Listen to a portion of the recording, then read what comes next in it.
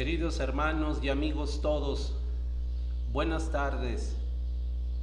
Un saludo muy especial a todos mis queridos alumnos y formadores de nuestra escuela parroquial, de nuestro Centro de Formación San Pablo.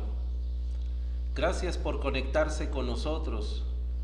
El buen Dios nos concede una vez más podernos reunir a través de esta transmisión para seguir juntos caminando en nuestro itinerario formativo. Gracias por estar con nosotros. Saludo también a todos aquellos amigos y hermanos que se conectan con nosotros de otras partes más allá de nuestra parroquia. Sean bienvenidos.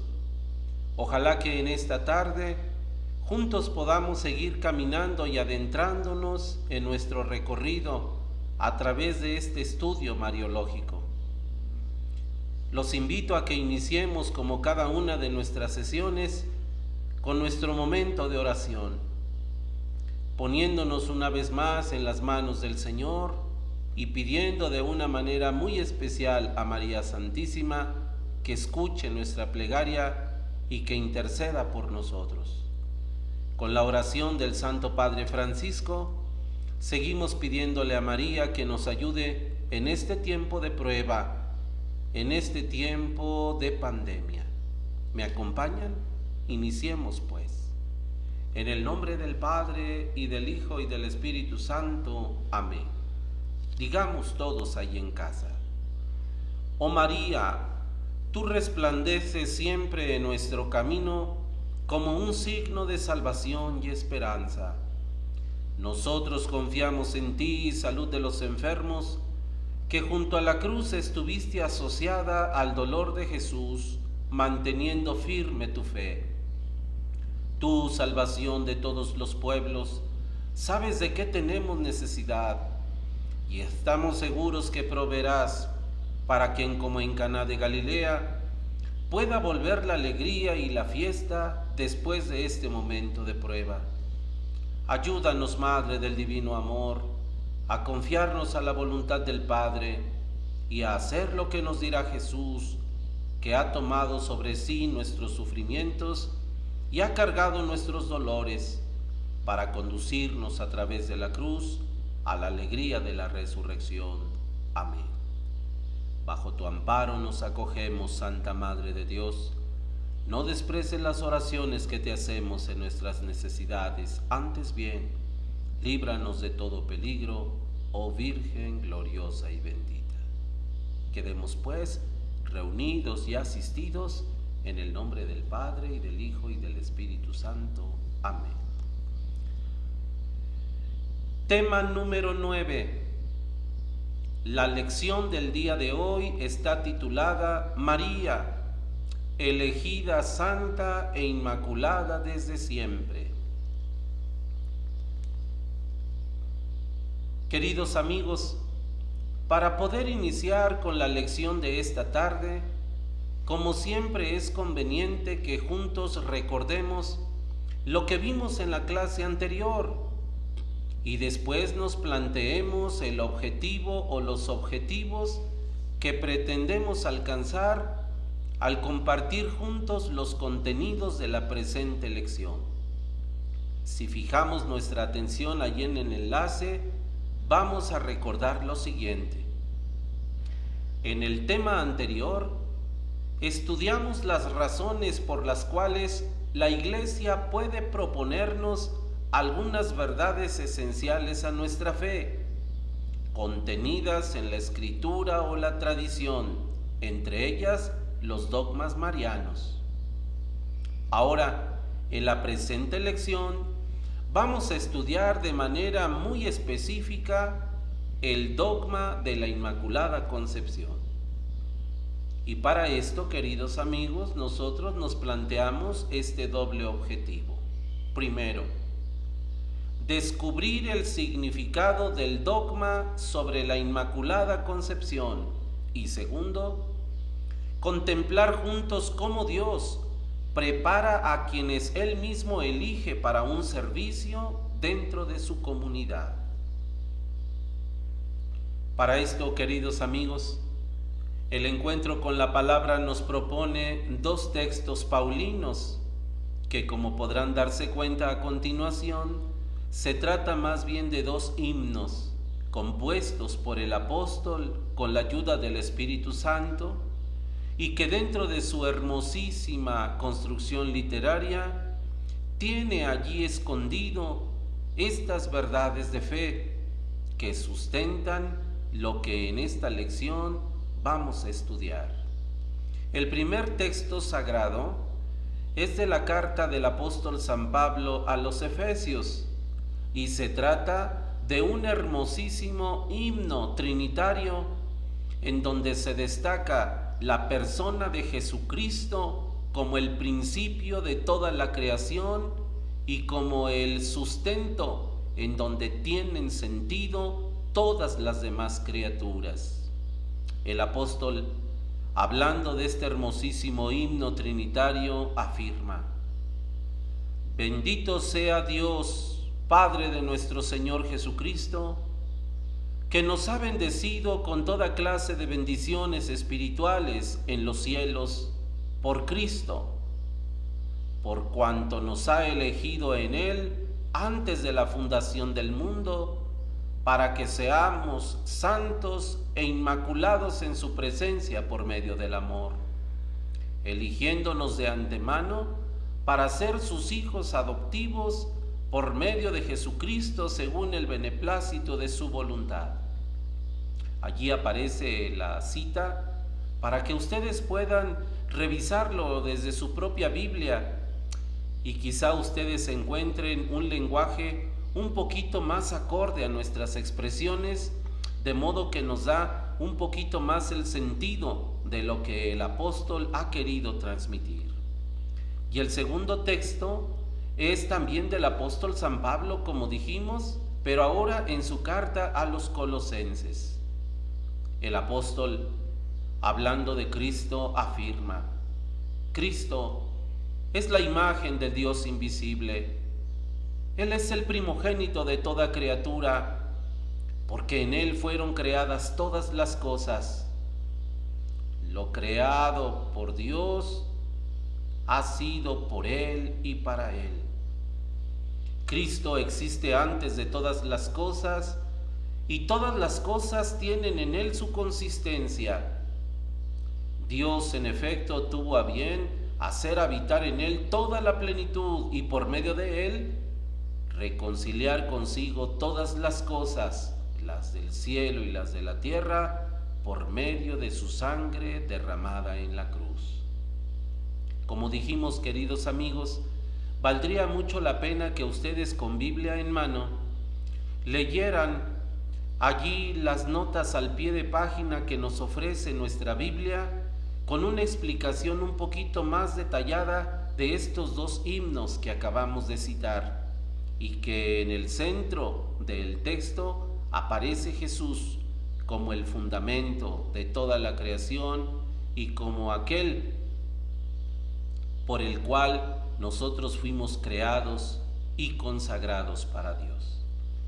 Bien, con este encuentro de la palabra, ahora nosotros vamos a desarrollar, queridos amigos, en 9 números, vamos a desarrollar el contenido de esta lección. Solo recordarles como punto de partida que sí, en esta lección vamos a adentrarnos en el estudio del dogma de la Inmaculada Concepción.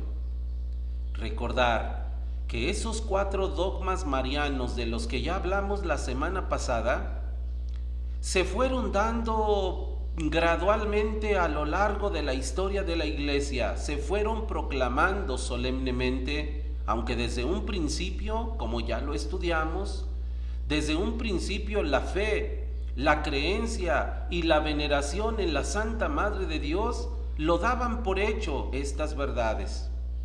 Se van a dar ustedes cuenta que ahora que nos adentramos al estudio del dogma de la Inmaculada, no fue el primero, cronológicamente hablando, pero sí es el primero que debemos de estudiar en razón de la figura de María como criatura, a partir de su concepción, de su origen natural, de allí podemos ir desglosando todas las demás verdades de fe que se refieren a la Santa Madre de Dios. En este primer número rescatamos lo siguiente. Haciendo eco del texto sagrado con el que iniciamos hoy nuestra lección, recordamos cómo el apóstol San Pablo, en este hermosísimo himno que hemos escuchado, afirma que Dios desde la eternidad ha pensado, ha elegido a cada uno de los que ha creado y los ha elegido con un destino muy particular, que los creados por Dios a su imagen y semejanza sean todos ellos santos e inmaculados en su presencia.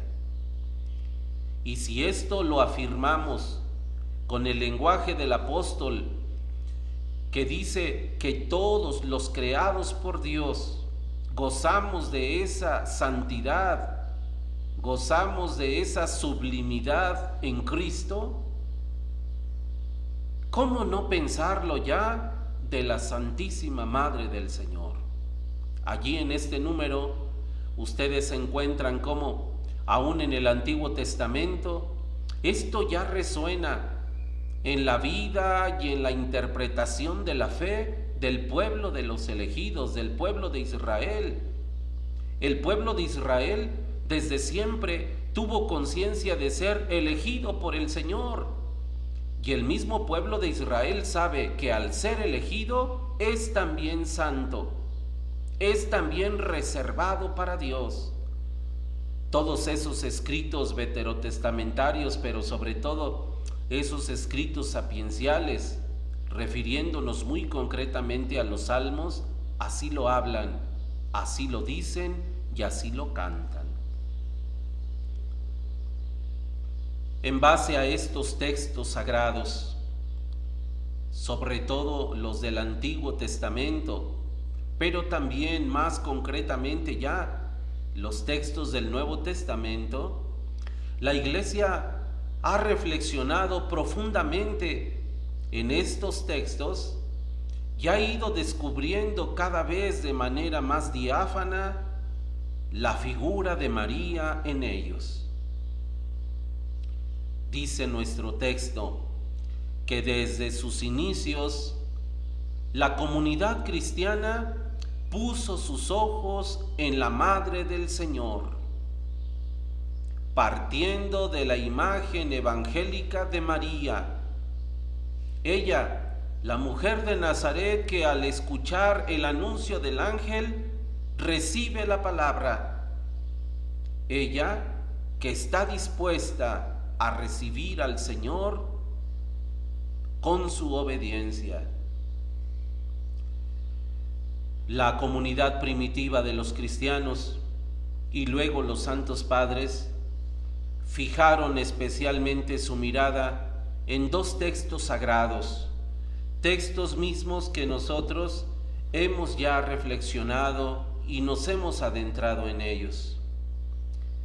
El texto del protoevangelio del Génesis, que recordarán muy bien ustedes cómo en pasadas lecciones nos adentramos en él. Allí, en la situación del paraíso, donde los primeros padres han caído víctimas de la seducción del enemigo, y cómo el mismo Dios anuncia la presencia de una misteriosa mujer que vendrá a enfrentar a ese enemigo perverso que ha hecho caer a nuestros primeros padres. ¿Recuerdan ustedes muy bien ese texto del Génesis, capítulo 3, verso 15?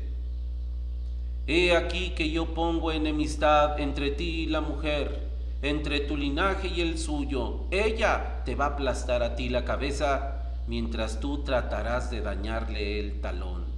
Esa mujer en el libro del Génesis es ya la presencia de María, de aquella que vendrá a ser superior a Eva, aquella que vendrá a recuperar lo que Eva nos arrebató con su desobediencia. María Santísima lo vendrá a restaurar con su obediencia y sobre todo con darnos al Hijo primogénito, al Redentor del mundo.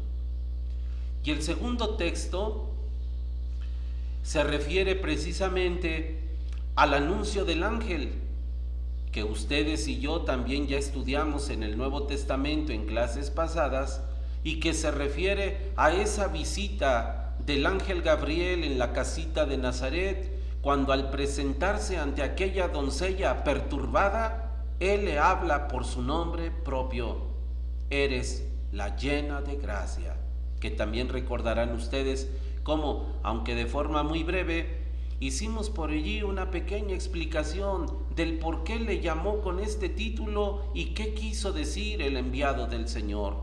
Estos dos textos también le han servido a la Iglesia, tanto a la primitiva como a la de ahora, para afianzar nuestra fe en que en la misma Sagrada Escritura ya se encuentra contenido esto que más adelante la Iglesia va a proclamar como verdad de fe.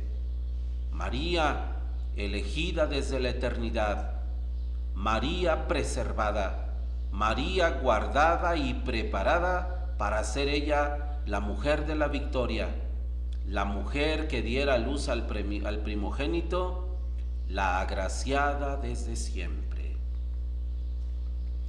Decíamos pues que no solamente la iglesia primitiva, los primeros cristianos, sino más adelante ya los santos padres. ¿Se acuerdan que en clases pasadas dijimos que hacia el siglo II comienza ya la devoción y la veneración a la Santa Madre del Señor? Pues bien, los santos padres también comienzan a desarrollar esta doctrina y esta profunda fe en María Santísima. Allí en la lección al menos se encuentran mencionados dos de los grandes santos padres del siglo II, San Justino y San Irineo de León. Ellos hacen un paralelismo hermosísimo entre Eva, la mujer caída en el paraíso, la madre de todos los vivientes, y María Santísima, la nueva Eva, la señora que vuelve a reconstruir la historia, la señora por medio de la cual vendrá la salvación definitiva. Los santos padres van a acentuar en su mayoría la santidad de María, y ellos van a declarar de forma unánime ya desde el siglo II que María Santísima, por ser Madre del Señor y afianzados profundamente en la interpretación de los textos divinos, ellos declararán ya muy anticipadamente que en María no existe ningún tipo de pecado. Por lo demás, dice nuestro texto, ¿verdad?, la piedad cristiana de todos los tiempos, pero especialmente la piedad cristiana del inicio, ellos se hacían esta pregunta muy lógica, pero una pregunta muy necesaria. Si Eva, la mujer que cayó en el paraíso, desde el principio fue creada por Dios en gracia y en justicia, María no pudo haber sido creada de la misma manera, puesto que ella nos dio al Salvador del mundo. ¿Acaso María fue concebida con pecado? Y ellos mismos se responden, ¿verdad? Esto no puede ser. María es la nueva Eva. María es la madre de la gracia, de la salvación. Ellos mismos intuyen en lo que luego llamamos nosotros el sensum fidei. Ellos mismos intuyen que María no puede tener ningún pecado, ni en su alma, ni en su corazón. Así pues, vamos a tener que esperarnos hasta el momento concreto en que la Iglesia defina dogmáticamente esta verdad de fe sobre María. Dentro de unos momentos vamos a adentrarnos al texto original en que la Santa Madre Iglesia, por medio del Papa Pío IX, declaró dogmáticamente esta verdad sobre María. Por lo pronto, adelantamos lo siguiente, que el dogma de la Inmaculada Concepción no solamente va a expresar esta ausencia de pecado en María, sino sobre todo también va a insistir mucho en el asunto del pecado original. El dogma no solamente dirá que María fue preservada de ese pecado, sino que también acentuará la atención en lo que significa este pecado original. Por lo pronto, a mí me parece muy propicio que nosotros recordemos un poquito lo que significa este asunto del pecado original, que luego mucha gente ya en la fe de todos los días, en su formación cristiana y teológica, de repente no da mucho acierto a responder ¿y qué significa este pecado original o por qué se nos habla del pecado original? Para este asunto me gustaría mucho que centráramos nuestra atención en el Catecismo de la Iglesia Católica, específicamente allí en el numeral 404. El Catecismo de la Iglesia Católica nos dice literalmente lo siguiente, escuchen. La transmisión del pecado original es un misterio que nosotros no podemos comprender en plenitud. Lo que sí sabemos por revelación es que Adán había recibido la santidad y justicia originales, no para él solo, sino para toda la creación, para toda la naturaleza humana. Pero Adán cedió al tentador, Eva, su mujer, también, y entonces cometieron un pecado personal. Pero este pecado personal, al ser ellos los padres de toda la creación humana, este pecado personal afectó a toda la naturaleza humana, y este pecado le transmitirán a todas las generaciones humanas este estado caído. Este pecado será transmitido por propagación a toda la humanidad, es decir, por transmisión de naturaleza humana, que ahora en Adán y en Eva quedaron privados de la santidad y de la justicia original. Por eso, dice el Catecismo, el pecado original es llamado pecado de manera análoga, es decir, es un pecado contraído, aunque no cometido personalmente.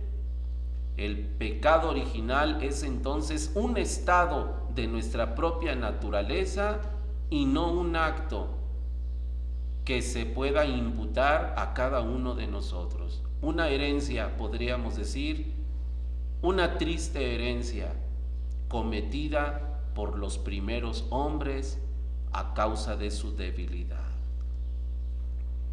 Cuando hablamos de esta situación del pecado original y de la transmisión, entonces la Iglesia enseña que toda la naturaleza humana, desde nuestros primeros padres, traemos ese estigma. Y luego más tarde lo decimos, y nuestra propia naturaleza y nuestras propias facultades espirituales, como la libertad, como la conciencia, como la inteligencia, nos lo manifiestan. Somos seres débiles, cometemos exactamente lo mismo que cometieron aquellos primeros, pero esto no lo podemos generalizar. La naturaleza humana tiene una excepción, una única excepción, y esa única excepción se llama María. Por eso afirmamos, María Santísima fue preservada inmune del pecado original. Esto quiere decir, como lo dirá más adelante la definición dogmática, que desde que María fue engendrada, porque María es criatura, no se nos olvide, María es una mujer de carne y hueso, como cualquier mujer, pertenece a nuestra naturaleza. Ella fue engendrada como nosotros, vino al mundo como nosotros, de padres como los nuestros, es criatura. Pero, hablando de su concepción, la Iglesia afirma que desde el primer instante en que ella comenzó a formarse en el seno de su madre, este estigma, este pecado heredado, a ella no la tocó. ¿Por qué no la tocó? Lo veremos más adelante y la Iglesia lo definirá así, porque si ella ha sido ya desde la eternidad elegida por Dios para ser la madre del Verbo, y lo dice así el prefacio del Día de la Inmaculada, purísima tendría que ser aquella que diera a luz al Salvador del mundo. Jesús, el Señor, necesitaba una madre, necesitaba venir al mundo por medio de la mujer, de esa mujer que tendría que ser toda pura, toda inmaculada. Cuando hablamos de que María fue preservada de esta mancha de pecado, decimos, sí, es un privilegio solamente de ella, es un carisma especial que no se le ha concedido a ninguna otra criatura, en atención a que ella había sido elegida por Dios desde siempre para ser la madre del Verbo. Este estado de gracia, esta plenitud de gracia, indica entonces, queridos amigos, que en María Santísima está totalmente ausente cualquier clase de falta. Esta plenitud es la realización de la sentencia que ya habíamos escuchado nosotros en el texto del Génesis, cuando Dios mismo, hablando en el paraíso, retando a la serpiente primitiva, le afirma: y voy a poner enemistad entre ti y la mujer. Estas palabras, enemistad entre ti y la mujer, entre tu linaje y el de ella, quiere decir que el linaje de esta mujer y ella misma nada tiene que ver con el pecado de la serpiente, con el pecado de los hombres, totalmente diferentes, no se confunden, no se mezclan. María, preservada de todo pecado. Lo dirá también la definición dogmática, que María Santísima fue preservada de este pecado, pero en previsión de los méritos de Cristo. ¿Esto qué quiere decir? Bueno, que aplicándosele desde el momento de su concepción los efectos redentores de Jesús, que nos habría de traer la salvación por su muerte de cruz, a ella se le entregan estos méritos adelantadamente. Me explico. Los pecados de nuestros primeros padres, el pecado de Adán, el pecado de origen y los pecados de cada uno de nosotros, no fueron limpiados ni fueron redimidos, sino hasta el momento en que Jesucristo nuestro Señor, por su sangre, los selló en la cruz. En María Santísima, estos méritos de la salvación de Cristo en la cruz, le son entregadas estas gracias, le son anticipadas a ella, pero ya desde el momento en que ella es concebida por sus padres. Es un privilegio adelantado, pero hay más, como lo dice la Sagrada Escritura. Reconocemos la unidad del proyecto divino de la creación y de la salvación. Esto es, así como todo hombre y toda mujer hemos sido creados por Dios en Cristo y por Cristo, María Santísima pertenece a esta humanidad creada en la inocencia y destinada a Cristo. Ella inmune de toda mancha, de todo estigma de pecado, muy distinta a nosotros. En cuanto a eso, aunque es criatura como nosotros. Por tanto, podremos concluir diciendo que la preservación de pecado de María Santísima desde el momento de su concepción, sí, es un privilegio de plenitud que la sitúa a ella y solamente a ella en el corazón de la comunidad humana. Sí, distinta pero con nosotros, la primera entre las criaturas en participar de la herencia de Cristo, de esa santidad, de ese carácter inmaculado del que nos hablaba el apóstol en el himno inicial, que recuerdan. Es santificada no solamente en previsión de los méritos de Cristo, que es la fuente de la gracia, sino en razón de su relación íntima con Él. El dogma que a continuación vamos a proclamar delante de ustedes, queridos amigos, dogma de la Inmaculada Concepción, nos enseña entonces que la existencia de María estuvo envuelta desde su origen en el amor divino. María Santísima no solamente recibió su vocación y su consagración en el momento en que llegó el ángel a Nazaret, no, ella desde siempre, desde que fue concebida. Al respecto, si por ahí ustedes tienen oportunidad de echar una ojeada a los evangelios apócrifos, a los escritos apócrifos, ¿cómo nos haría bien volver a leer la historia de la infancia de María? ¿Cómo nos haría bien leer la historia de sus padres, de Joaquín y de Ana?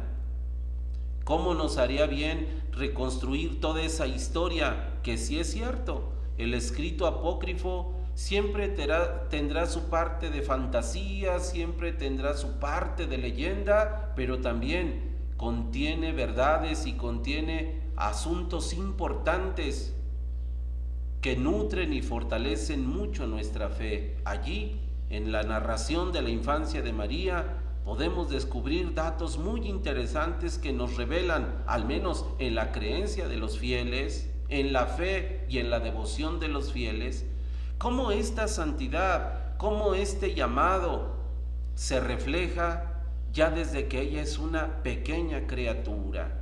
En María se cumple perfectamente bien aquello que más adelante el profeta Jeremías dirá de sí mismo: antes de formarte en el vientre materno, yo te conocía. Antes de que salieras del seno, yo ya te había consagrado. En María se cumple al pie de la letra esta consagración en estado inmaculado. Por eso afirmamos que en María surge un nuevo modelo de mujer. Ella es la nueva Eva. Y nos atreveríamos a decir, María es la auténtica Eva. Porque si ustedes recuerdan qué significa este vocablo Eva, Eva es la madre de todos los vivientes. Pero la primera Eva le contagió su pecado a los que eran vivientes, y por la causa de ese pecado los que deberíamos de ser vivientes para siempre, ya no lo fuimos, hasta que tuvo que venir el Redentor para darnos la vida nueva. En este sentido, María es la auténtica Eva, porque ella sí que nos ha dado la vida en Cristo, y sí que por medio de su Hijo Jesús, nosotros somos los vivientes ante el Padre.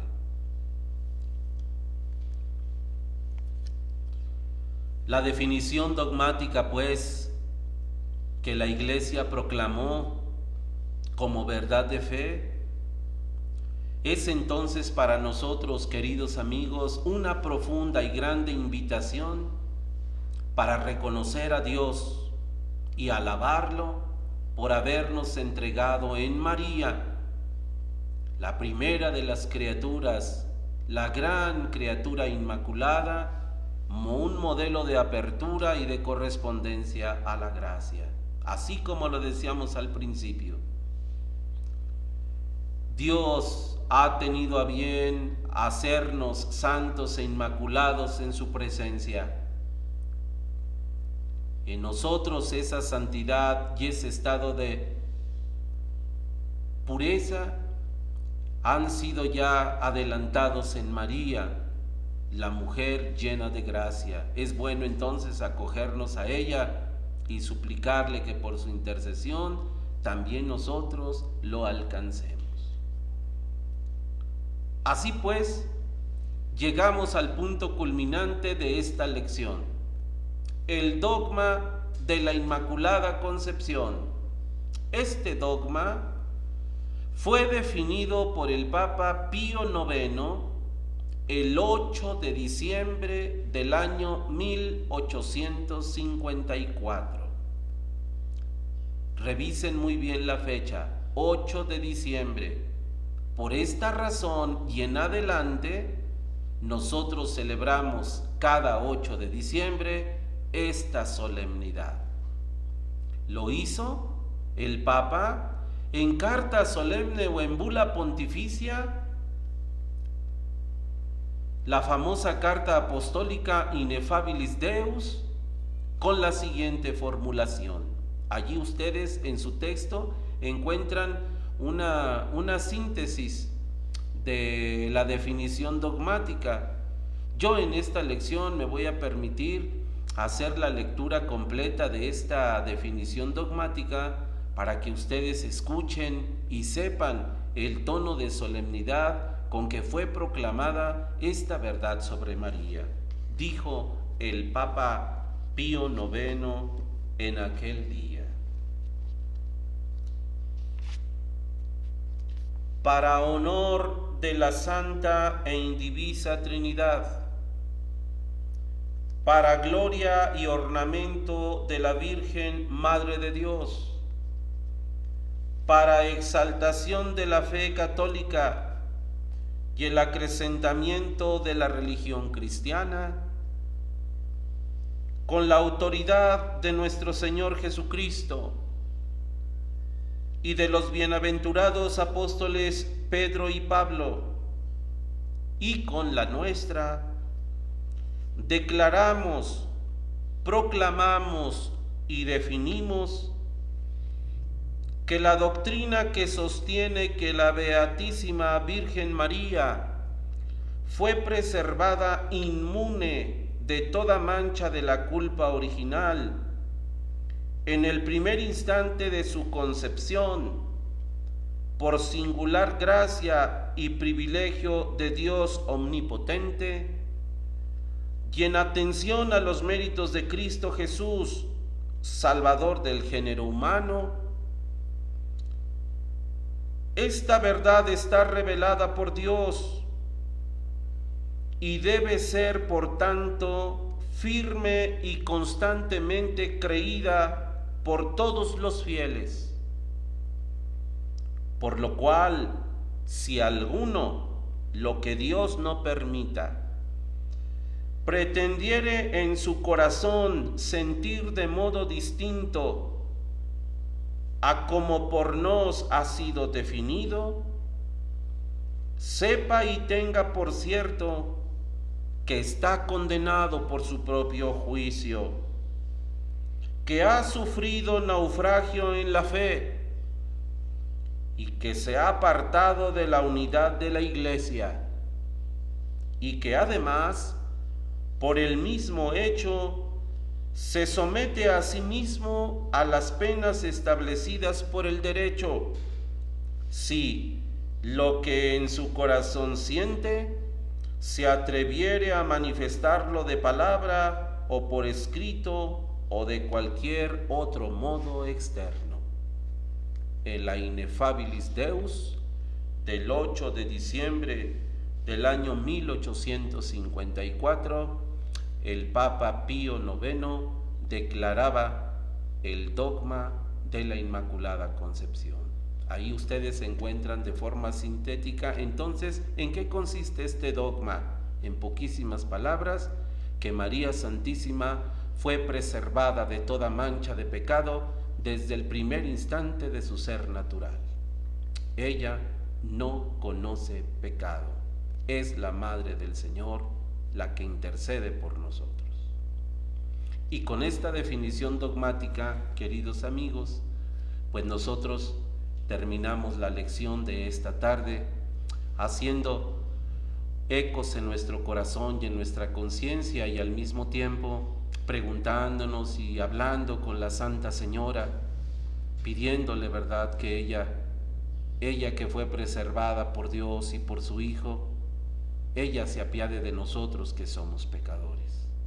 Allí, como actividad final y como pase de lista, nosotros les presentamos estas 4 cuestiones que nos gustaría mucho que la contestaran después de haber revisado una vez más su lección, para que también a nosotros nos quede la certeza de que poco a poco vamos comprendiendo los contenidos. Miren, para esta lección nosotros les preguntamos: ¿cuál es el significado del dogma sobre la Inmaculada Concepción?